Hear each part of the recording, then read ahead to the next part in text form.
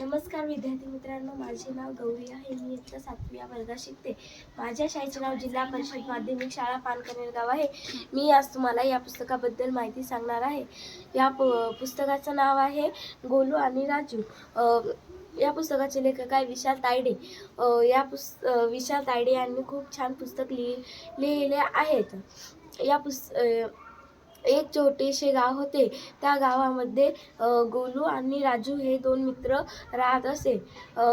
त्यांच्या गावाच्या बाजूला एक छोटेसे जंगल होते. छोट्याशा जंगलामध्ये खूप सारे प्राणी, पक्षी, पशुपक्षी राहत असे. त्या गावात गोलूचा मित्र म्हणजे माकडही राहत असे.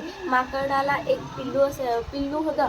तो माकडाचं पिल्लू खूप छान व सुंदरही होतं.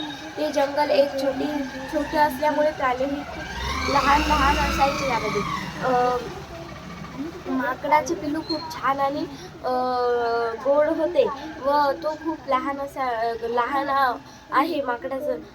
एक दिवस माकड गोलूकडे गेला व गोलूला म्हणाला, माझ्या पिल्ल्याला एक छोटेसे घर दे ना.